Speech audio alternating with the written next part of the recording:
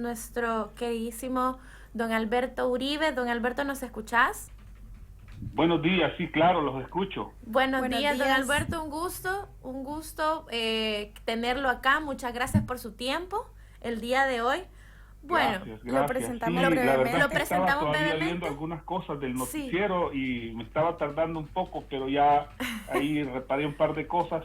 Y nada, nosotros estamos en vivo también acá en el noticiero del grupo Megavisión, solo que yo no salgo a cámara, sino que tengo que estar Sí. dirigiendo algunas cosas. Pero bueno, Si se puede alejar con un gusto, poquito de la a cámara, la sí, orden. si se puede alejar un poquito de la cámara, sí, no tenemos, Sí, ahí sí, está, perfecto, así para no vemos por más la supuesto cara. que sí. Presentámoslo brevemente. Alberto Uribe actualmente es director del grupo Megavisión, periodista de gran trayectoria a nivel nacional e internacional. Bueno, tuvimos acá la oportunidad de conseguir el contacto y que actualmente esté acá. Empezamos, don Alberto, como no sé si ya nos ha estado escuchando, como venimos hablando desde el tema, desde la dolarización que hubo en El Salvador a partir de 2001, y de cómo, digamos, han ido pasando las situaciones culturales y sociales en El Salvador. No sé, más o menos Sí. brevemente nos puedes comentar tu No, experiencia en eso. no escuché la conversación que tenían, me acabo de conectar, sin embargo, puedo decirles que, bueno, gracias por invitarme, de verdad, a ustedes, compatriotas que viven allá en Argentina, por supuesto, y a todos los que viven allá, saludarlos muy efusivamente.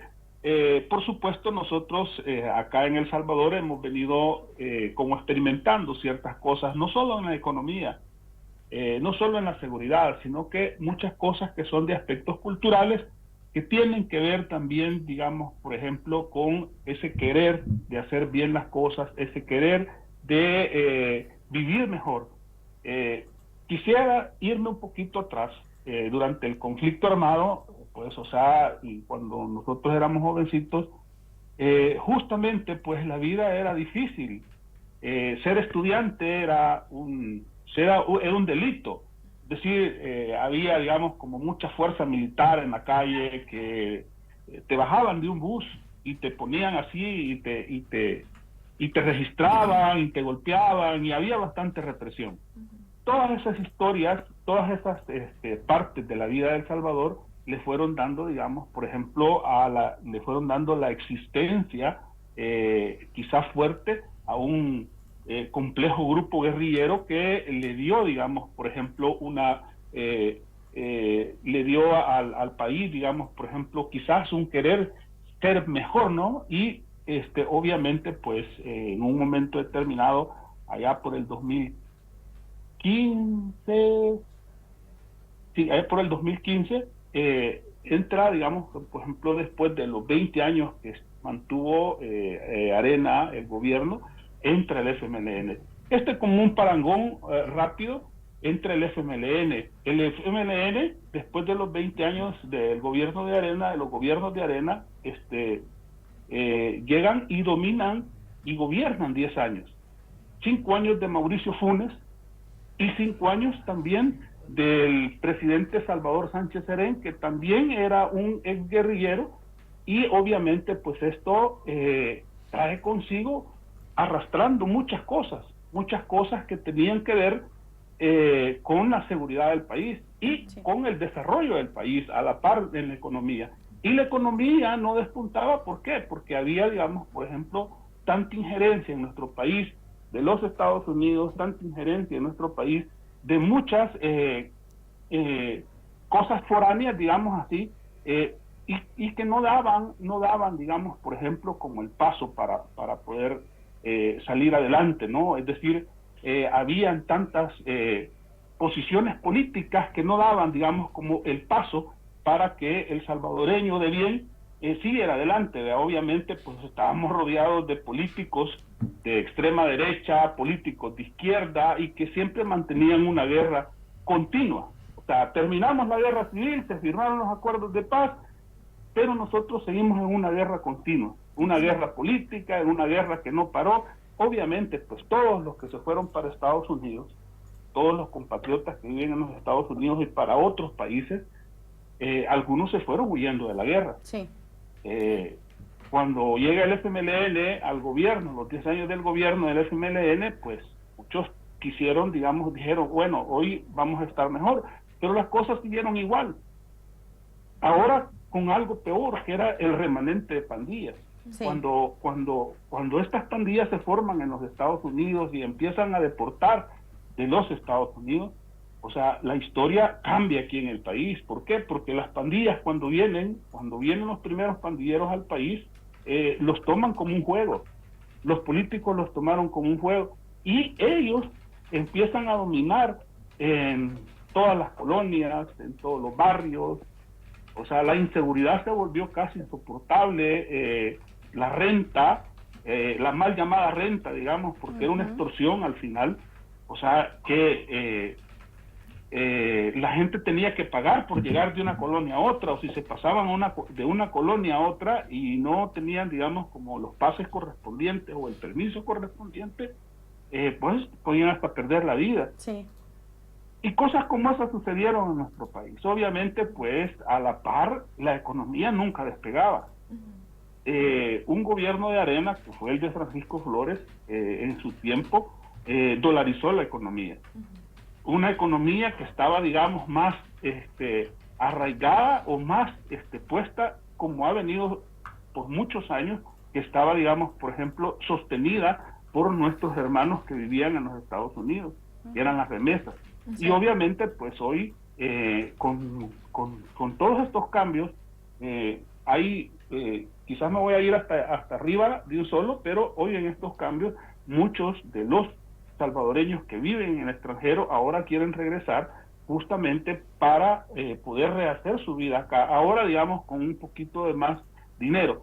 Sin embargo, quiero decirles que, bueno, yo conozco al presidente Nayib antes de que fuera alcalde de Nuevo Cuscatlán, lo conozco por su papá, don Armando Bukele, que fue mi amigo por mucho tiempo, hablamos en muchas ocasiones, siempre de política, pues, pero yo creo que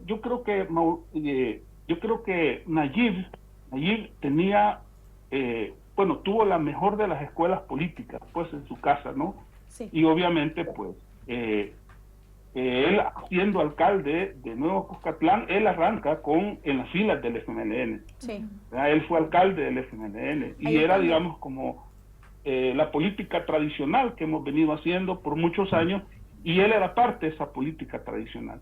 Sin embargo, siempre fue, siempre he dicho, fue un muchacho con mucho arraigo, con mucha, muy inteligente, por cierto, y pues él empieza a caminar en este mundo político. Justamente al presidente Bukele hay bastantes atrofios dentro de todo lo que él hizo, para poder subir. Después se hace alcalde de San Salvador. Y como alcalde de San Salvador, el presidente pues tiene, digamos, por ejemplo, más espacios como para poder figurar en la vida política del país. Y obviamente, pues también hubo una serie de muros que él tuvo que escalar para poder, digamos, llegar a ser el primer presidente con una visión diferente. Decían, en aquel tiempo, me recuerdo que decían que era el presidente, de hecho ha sido el presidente más joven, y el presidente toma posición a su cargo el 1 de junio del 2019. Ahí está, eso quería plantear, de que, o sea, ahí está el quiebre de Nayib Bukele con el partido, con el FMLN.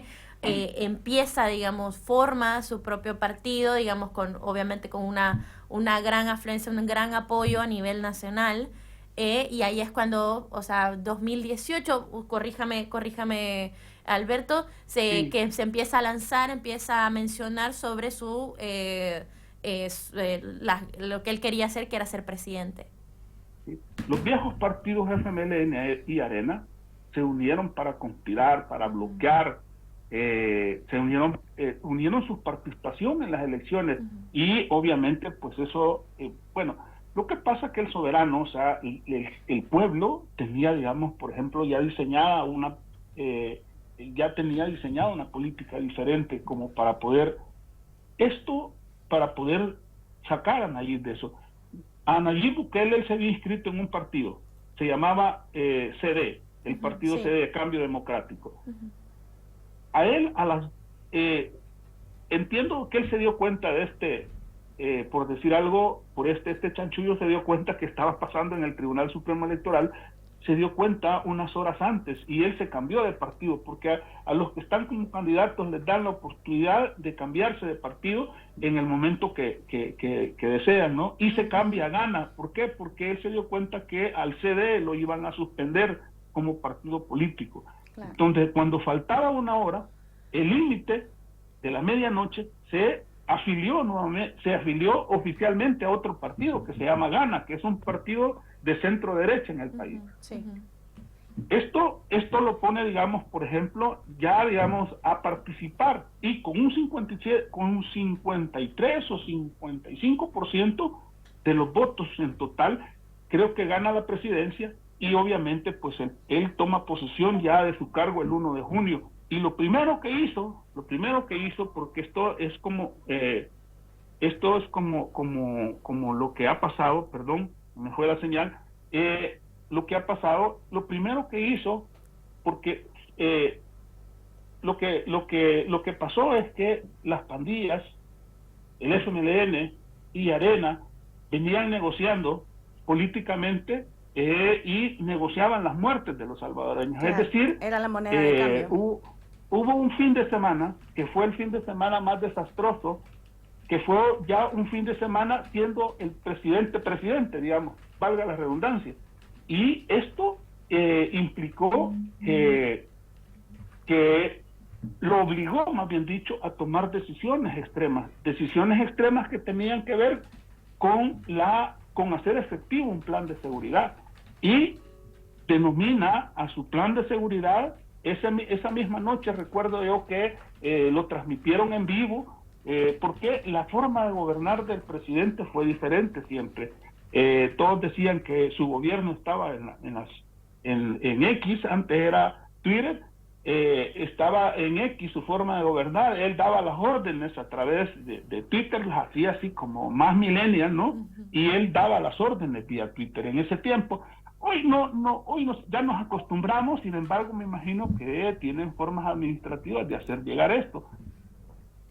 Él concentró a toda su gente esa noche, después de ese fin de semana muy violento, por cierto, y configuraron un plan de seguridad que pues ellos le habían, por supuesto, anunció ese mismo día que las fuerzas militares, policías, soldados, iban a estar en un plan que él le llamó desde el inicio Plan Control Territorial y que tenía varias fases. Él jamás dijo en estas transmisiones en vivo, solo decía que tenían varias fases, pero no dijo cómo se llamaban cada fase. Pero la primera fase que conocimos, la conocimos como preparación, y esto implicó que todas las fuerzas que teníamos en el país, militares, policías, y cómo se llama, que todos estos militares y policías se concentraran en el centro de San Salvador. Y obviamente también ahí mismo lanzó la otra fase que se llamaba oportunidad. Y él dijo que en esta fase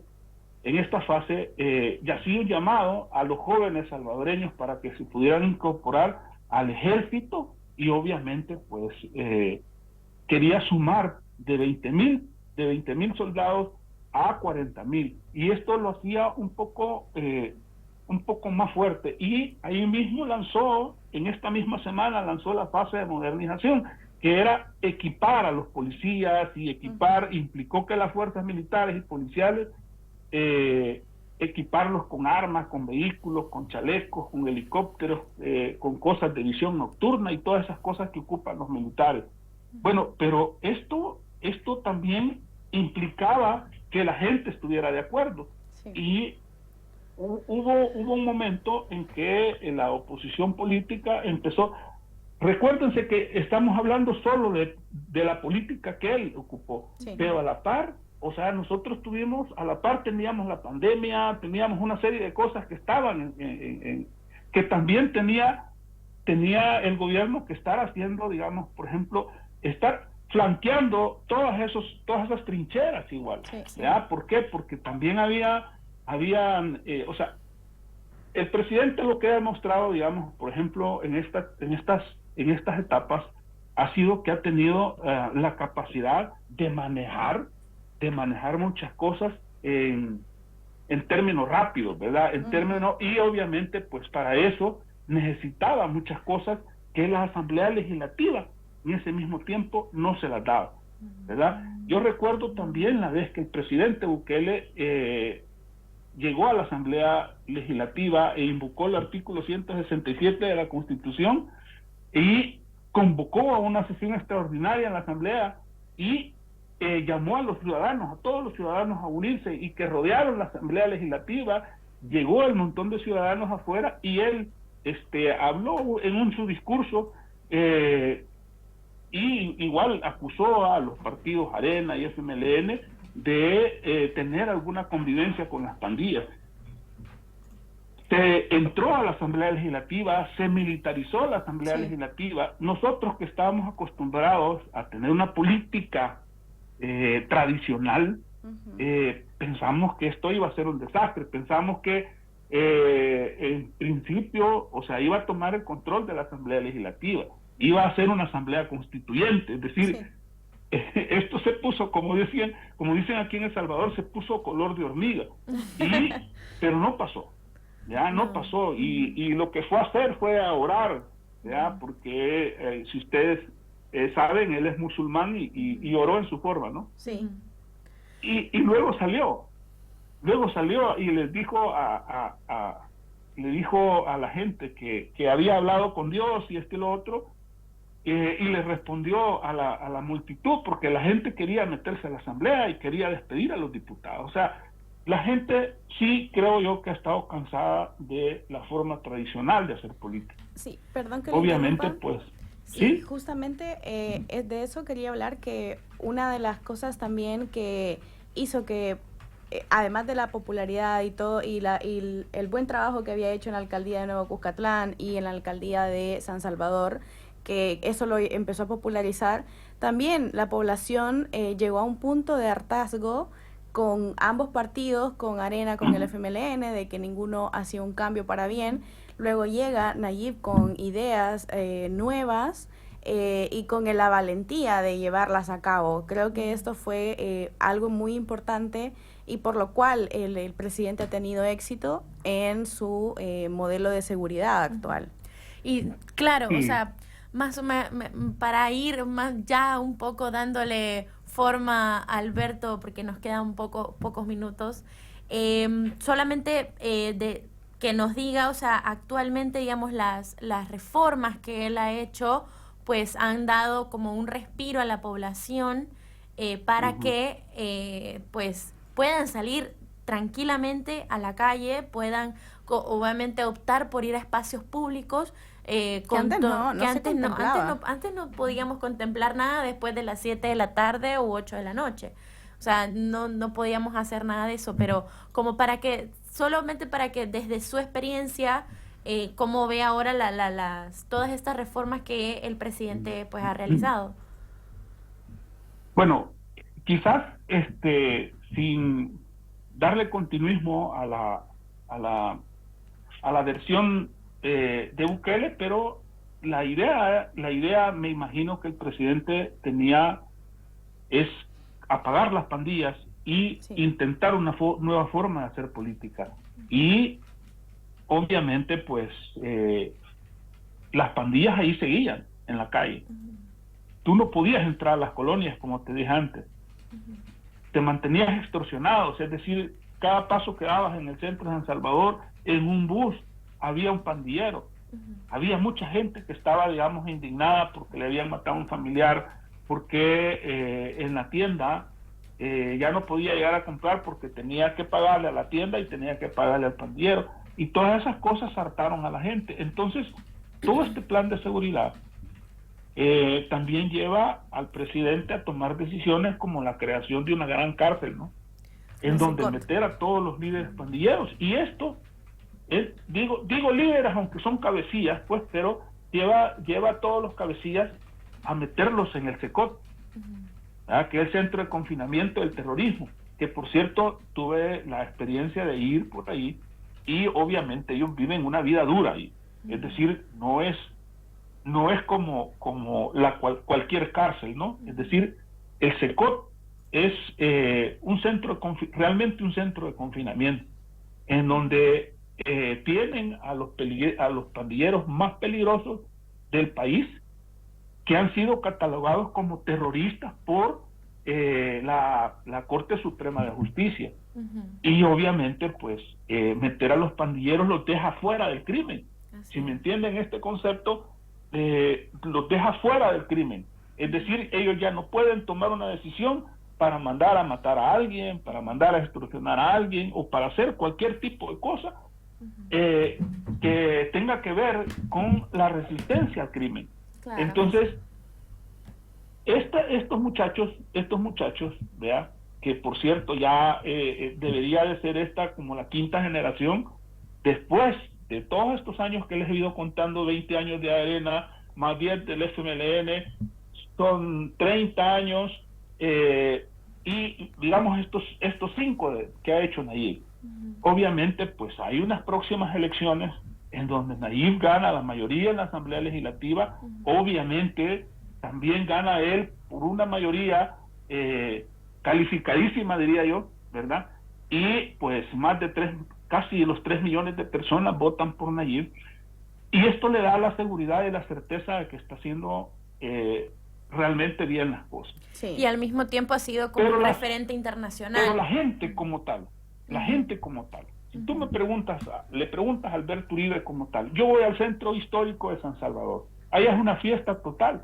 Sí. Obviamente pues no dejan de haber algunas cosas, pero ya no existen cosas como antes. Es decir, han habido algunos crímenes, por supuesto que sí, porque esto tampoco es una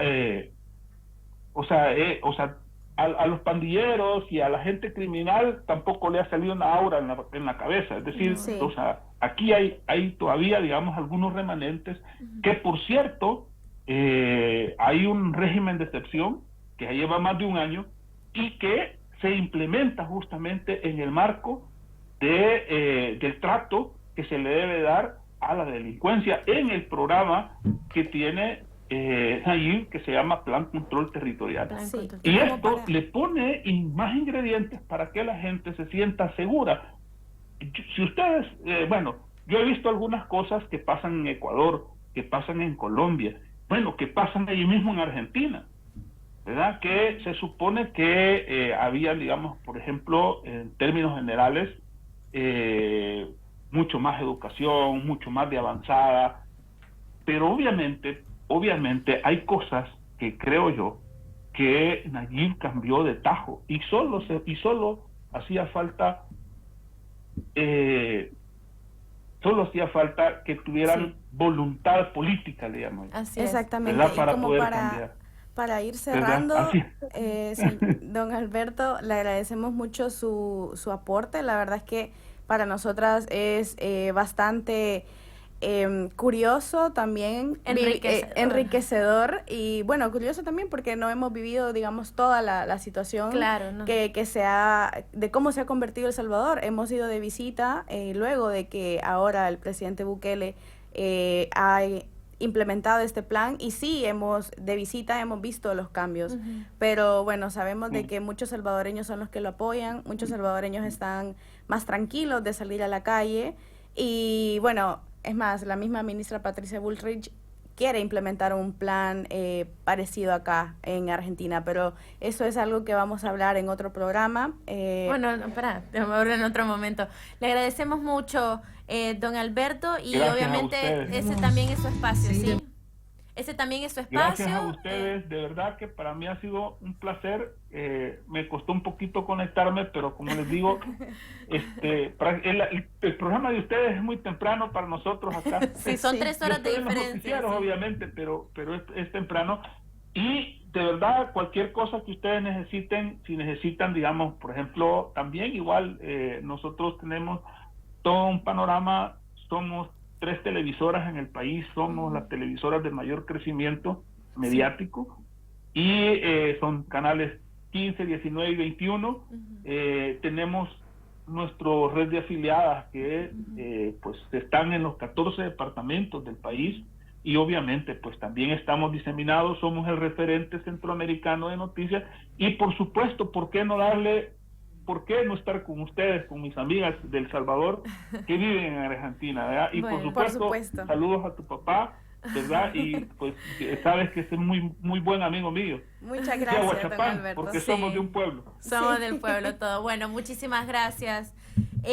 Bueno, solo para lo último, queríamos agregar esto, que fue un revuelo para lo que fue la cumbre de la Conferencia Política de Acción Conservadora, que fue este año, en donde se reunieron figuras como Javier Milei, Nayib Bukele. Tuvo Nayib Bukele un encuentro con Patricia Bullrich, donde, digamos, le decía un poco más o menos de las cuestiones implementadas. No sé si podemos poner un poquito del video, por favor. Seguir el modelo que ustedes están llevando adelante. Haber bajado la criminalidad como la bajaron, y todavía soportar las críticas cuando han salvado millones y millones de vidas, la verdad que es increíble. Es increíble. Así que queremos realmente trabajar y ver lo que han hecho. Nosotros ponemos mucho esfuerzo y necesitamos llegar a ese lugar también. Seguro que sí, claro. Sí, vamos a llegar. Y ahora estamos haciendo un cambio importante en la Argentina. Lo estamos viendo desde afuera, pues, pero lo estamos viendo. Bueno, con esto, o sea, solo damos pie a que las cuestiones de El Salvador, gracias al ahora popular presidente Nayib Bukele, pues muchos de los países están tratando de poder implementar estas reformas que el presidente ha hecho. Se entiende que también porque hay cada país tiene su trasfondo político. Tiene su trasfondo político, y pues también por el tema de seguridad que a todos los países latinoamericanos nos atañe. Entonces, bueno, podemos